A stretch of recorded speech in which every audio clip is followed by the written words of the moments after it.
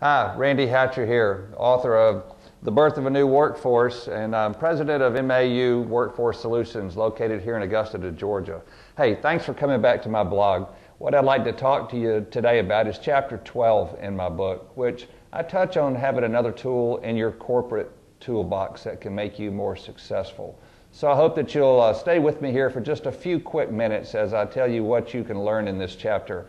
One of my favorite people in life is my father-in-law. He's a retired colonel. I admire him for serving our country. But one of the things I really admire him on, he's an incredible craftsman.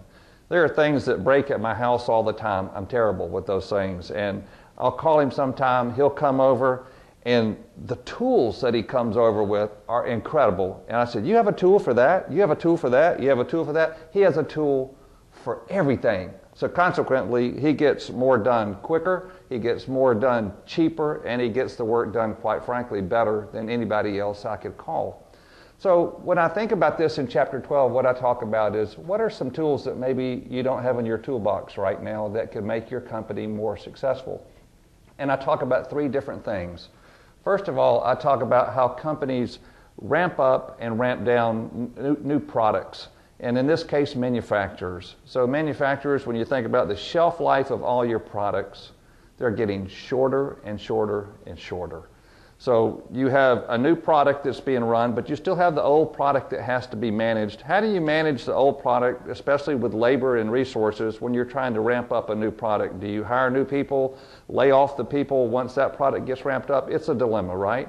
How do you make sure you don't have duplicate cost all the time? So when you read this chapter, you'll find out how this solution and how a third party can manage a ramp up or a ramp down for you to help you balance out that equation can be very helpful. The second thing we'll talk about is how a manufacturer can use the kitting process itself, and can entrust that to a third party in an outsourced way. And one of the examples you hear about is an international OEM who manufactured one of their vehicles in Asia and then shipped it to North America. And our company partnered with them to basically assemble that for about 3 years because it was a test product. It was a test vehicle. So they didn't want to basically tie themselves into the long-term fixed costs by bringing that into an existing facility. They wanted to do this instead in a true trial fashion.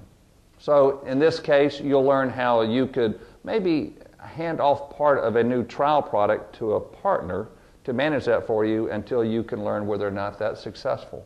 And then the last tool in chapter 12 you'll learn about is the absenteeism program. And I'm particularly excited about this because our company, MAU, we actually pioneered this concept with one of our clients.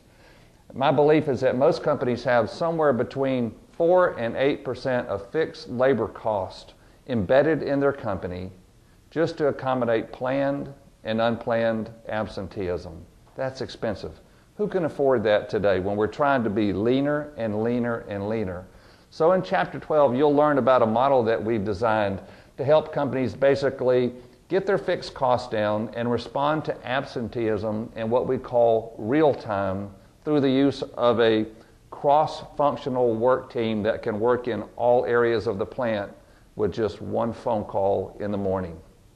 So I hope that you'll take advantage of that and you'll tune in to my book and look at chapter 12, and there will be 3 very good process flows that detail all of these ideas that we just talked about in these 3 models. So you'll have some good tools to actually learn from there too. So anyway, thanks for tuning in. Come back and check with me with my next blog, and I'll have another interesting chapter for you as we look at chapter 13. Have a great day.